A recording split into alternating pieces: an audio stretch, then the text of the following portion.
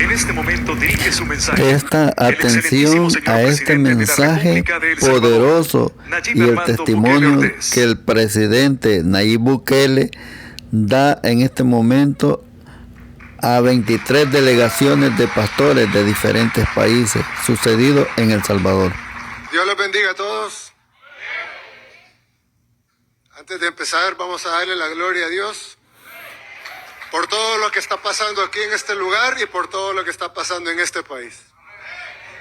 Lo ven propios y extraños, lo ven desde adentro y lo ven desde afuera. Que sé que no lo escogieron porque tuviéramos los mejores centros de convenciones o porque tuviéramos la mejor infraestructura turística, sino porque lo escogieron porque El Salvador está demostrando como un testimonio vivo de que las cosas pueden cambiar si Dios así lo decide.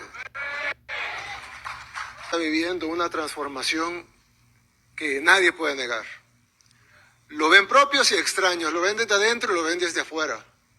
Casi en todos los rincones del mundo se reconoce que El Salvador está viviendo una transformación. Y en Latinoamérica, en Asia, en Estados Unidos, en Europa, en todo lugar, la gente ve que El Salvador vive una transformación. Y si pensamos un poco cómo obra Dios, El Salvador, a pesar de su nombre, hace unos años nadie hubiera pensado de que El Salvador iba a tener una transformación así.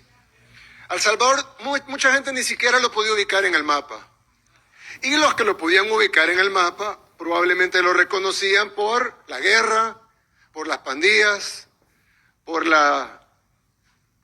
el éxodo de su pueblo buscando oportunidades y seguridad en otras partes del mundo.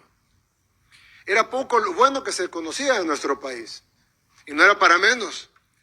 Llegamos a ser la capital mundial de los homicidios. El Salvador tenía más homicidios per cápita que en las zonas de guerra. Había más homicidios acá que en Bagdad. Había más homicidios acá que en África. En cualquier país de guerra, en guerra en África. No había un tan solo país en el mundo que tuviera más homicidios per cápita que El Salvador. El país era, no en sentido figurado, literalmente el país más peligroso del mundo.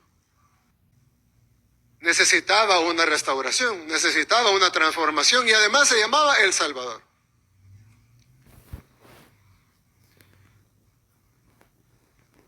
Y cuando asumimos la presidencia en el 2019, pues El Salvador estaba lleno de problemas, muchísimos, todavía tenemos muchos de esos problemas. Pero el problema principal era la inseguridad. Y empezamos a trabajar para darle seguridad a la gente, a trabajar como trabaja el ser humano, con lo que puede, con las herramientas que tiene a disposición, con lo que Dios le pone normalmente al ser humano. Las herramientas normales que Dios nos da a todos. Nuestra mente, nuestras manos, nuestra voluntad, nuestros recursos. Y en el caso de un gobierno, pues los recursos de un gobierno, etc. Y nos fue bien.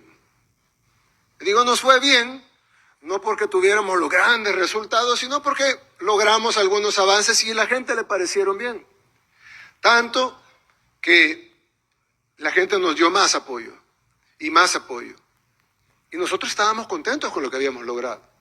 Habíamos bajado de tener 15 homicidios diarios a tener 4 homicidios diarios. Pero este seguía siendo un país muy, muy, muy inseguro. Gente desaparecía. Prácticamente era raro el negocio que no era extorsionado por las pandillas. Seguían habiendo una tasa de homicidios altísima. Habíamos salido, sí, el top 5 mundial, pero seguíamos siendo un país. No se podía decir que estábamos viviendo una transformación divina o que Dios nos estaba sacando de donde estábamos. Simplemente se podía decir que estábamos actuando humanamente bien. Antes, y he hablado de esto en otras ocasiones, siempre hablamos de que cuando se libra una batalla en la tierra, se libra una batalla en el mundo físico, pero a la vez se está librando una batalla en el mundo espiritual. Si la batalla que libramos nosotros en el mundo físico no está acompañada de una batalla en el mundo espiritual, no está acompañada de una victoria en el mundo espiritual, los resultados no van a ser tan sorprendentes.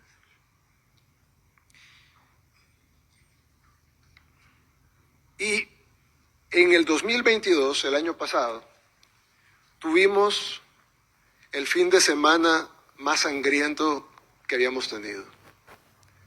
En 3 días asesinaron 84 salvadoreños. En un día asesinaron 60, en uno de esos 3 días asesinaron 62. Cada 15 minutos nos avisaban de otro homicidio. Cada 15 minutos nos avisaban de otro homicidio. Traten de imaginar la impotencia que se siente cuando cada 15 minutos ustedes reciben el anuncio de otro homicidio en otro lugar.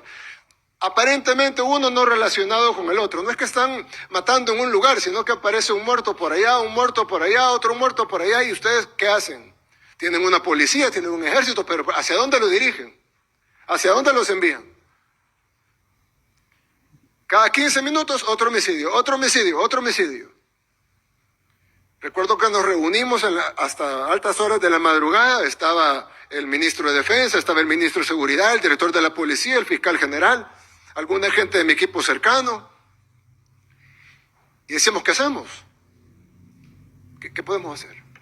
¿Hacia dónde atacamos? ¿Hacia dónde dirigimos? ¿Hacia dónde? ¿Qué hacemos?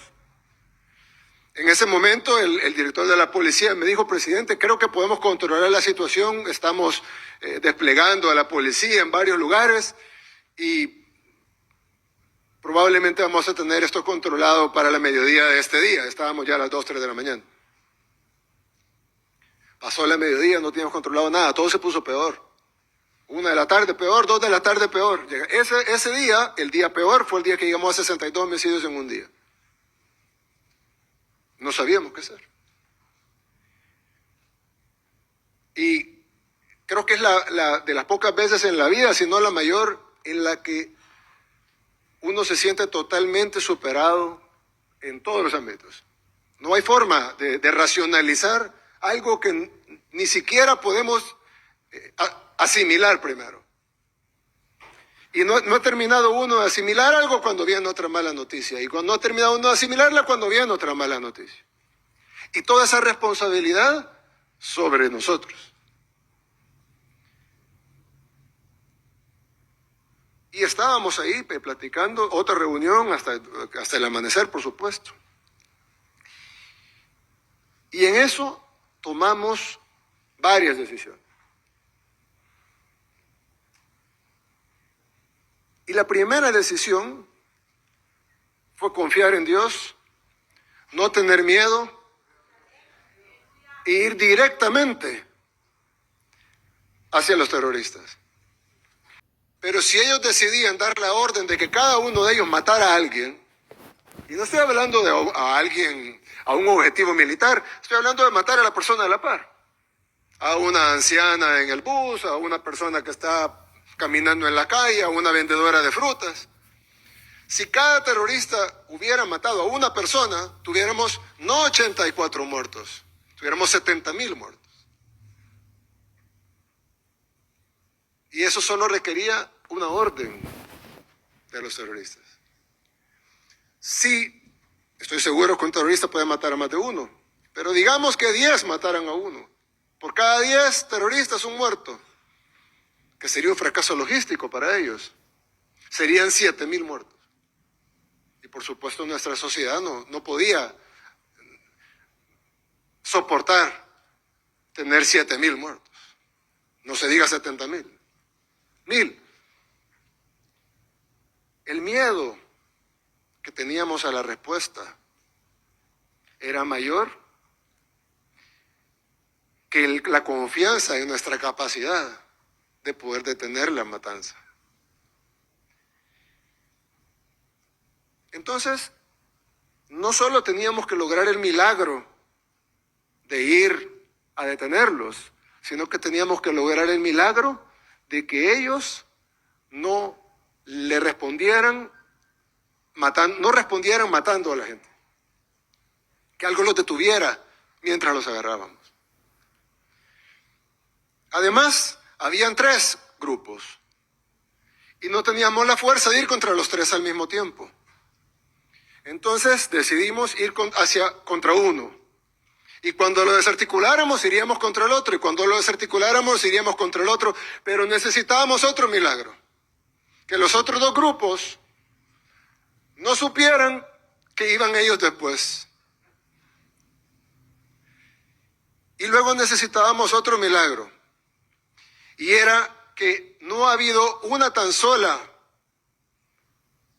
no hay un tan solo ejemplo en la historia de la humanidad en donde un gobierno ha desarticulado 70,000 terroristas sin una tan sola baja civil.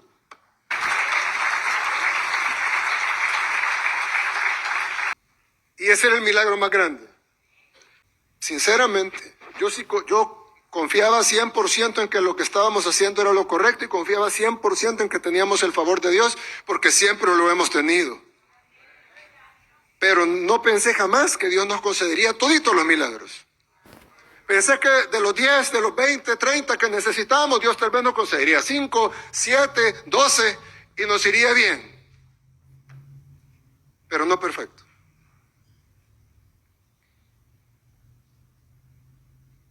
Y iniciamos la operación el día domingo. Para el día lunes no habían homicidios. Los terroristas, los pandilleros, los mareros empezaron a esconderse. Corrían, huían despavoridos. Se escondían debajo de la cama, adentro de la pila, adentro de las alcantarillas. Huían. Las temibles pandillas que tenían aterrorizado a El Salvador, a Honduras, a Guatemala, a ciudades enteras en Estados Unidos, en Italia, las pandillas más temidas del mundo, corriendo despavoridas. ¿Quién puede lograr eso más que una guerra espiritual ganada?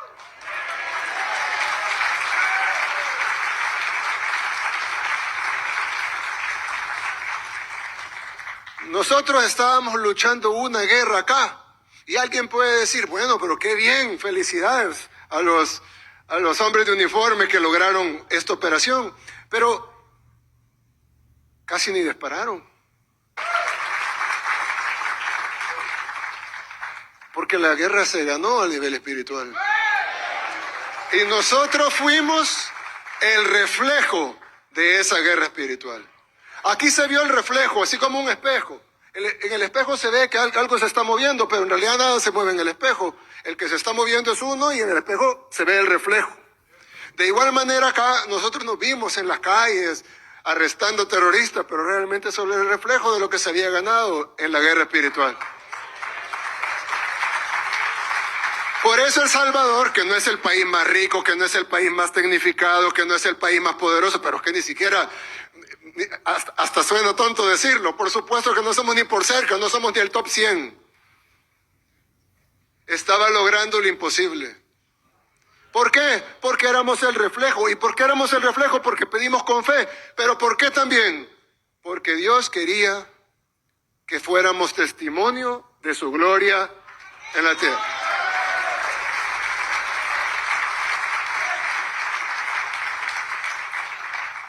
Así que nosotros nos aseguramos de siempre darle la gloria a Dios por lo que hemos logrado. Y no porque seamos buenos, sino porque no queremos perder el favor de Dios. Algunas personas, obviamente no de acá, pero algunas personas, no muchas, ¿verdad? Pero algunas personas me han criticado cuando yo he dicho en discursos, una vez incluso tuvimos casi la mitad del ejército en un evento y yo les decía, todos nosotros debemos ser instrumentos de Dios. Y algunas personas que no conocen qué significa, ustedes sí lo conocen por supuesto, pero hay gente que no conoce tanto, no entiende qué significa decirse instrumento de Dios. La gente piensa que es como una especie de soberbia, ¿no? Como, sí, yo soy el instrumento de Dios. No entienden que es lo contrario, es humildad. Porque nosotros todos somos instrumentos, todos podemos ser instrumentos de Dios. Y no solo los seres humanos, los animales pueden ser instrumentos de Dios. En la Biblia, la ballena que se comió a Jonás era un instrumento de Dios. No es un tema de soberbia, es un tema de humildad, de saber que todo depende de lo que Dios quiera. De que no se mueve la hoja del árbol si Dios no quiere, y que todo lo que pasa es porque Dios nos usa de instrumentos. Dios usa como instrumentos a los médicos, Dios usa como instrumentos a todos, al que nos da un saludo en la calle, a cualquiera. Entonces nosotros sabernos instrumentos de Dios y permitirnos ser usados como instrumentos de Dios. No es soberbia, es humildad. es saber que no dependemos de nosotros mismos, sino dependemos de aquel que está allá arriba y que maneja y controla y tiene todo el poder.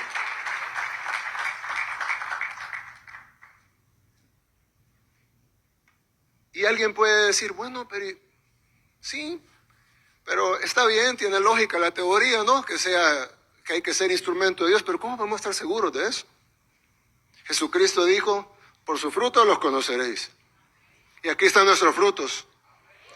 Convertimos, por obra de Dios, al país más inseguro del mundo en el país más seguro de América.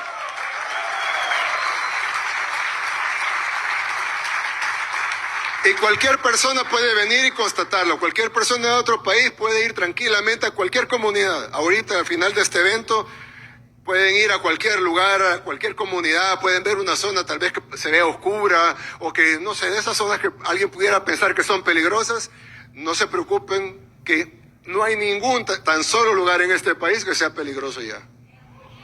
Decir eso después de que éramos el país más peligroso del mundo, es que muchas personas no comprenden la grandeza de la gloria de Dios cuando se manifiesta. Y eso que pasó aquí en El Salvador, y que vamos a trabajar para que siga pasando, porque la maldad siempre está al acecho. La maldad siempre está al acecho.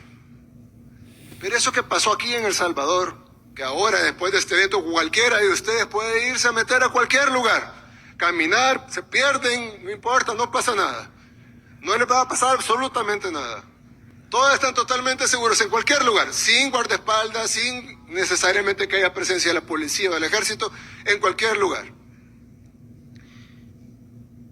Pero esa manifestación de la gloria de Dios y el favor de Dios que El Salvador tuvo, yo creo que es más importante, o el objetivo de eso es mayor que simplemente traerle paz al Salvador. Para mí, como presidente de El Salvador, pues qué bueno que sea paz para El Salvador. Pero creo que el objetivo de Dios es mucho mayor. Es decirle a todas las naciones del mundo, pídanme, denme la gloria y yo sano su tierra.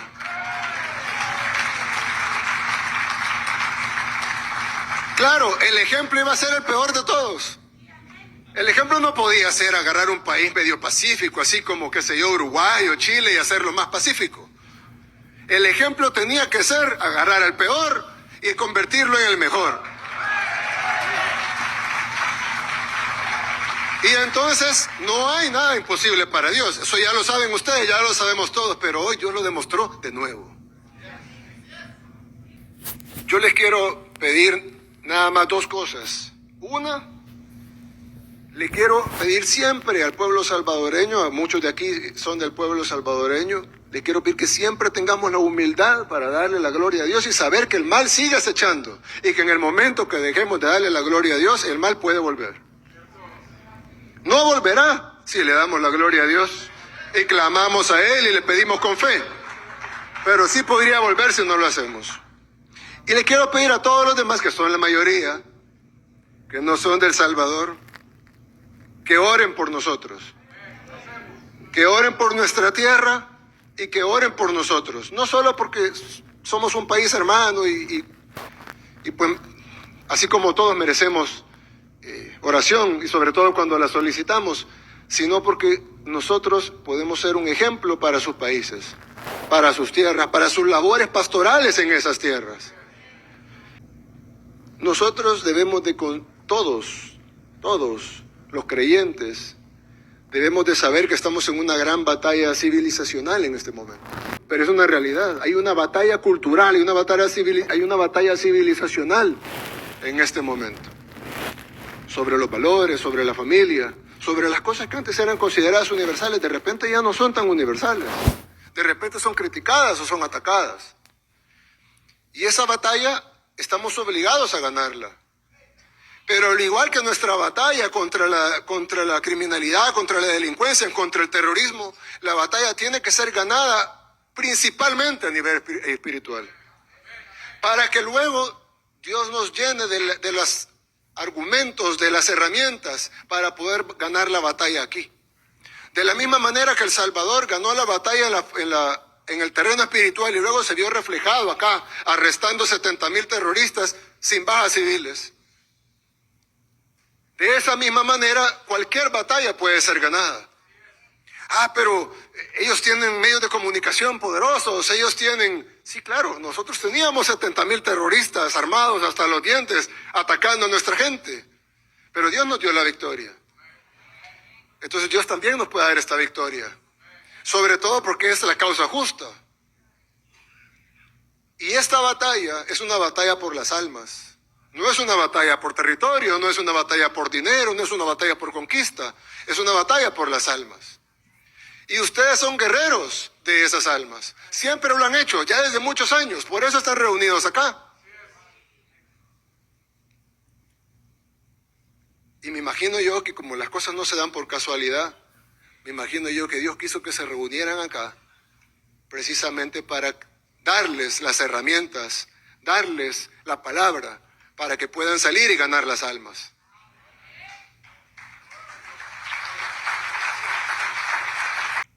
Cuando todos ustedes saben la historia de Salomón, cuando Dios le preguntó qué deseaba, y él dijo que deseaba sabiduría. Y Dios le dijo, te daré la sabiduría, pero también te voy a dar todo lo demás que viene por añadidura por la misma sabiduría. Oremos por eso. Pidámosle a Dios siempre sabiduría. Y Dios nos va a dar todo lo demás. Todo lo que necesitamos para las batallas que vienen y para el mundo que debemos de construir, para las almas que debemos salvar. Me honran con esta invitación. Ustedes son hombres y mujeres de Dios, gente que le ha dedicado su vida entera al Señor. Eso no es algo pequeño, eso es algo inmenso. Sigamos pidiendo, sigamos orando, sigamos luchando esta batalla en el terreno espiritual y todo lo demás se va a reflejar aquí en la tierra. Que Dios los bendiga a todos. Sepamos que sin Dios nada es posible, pero con Dios todo es posible.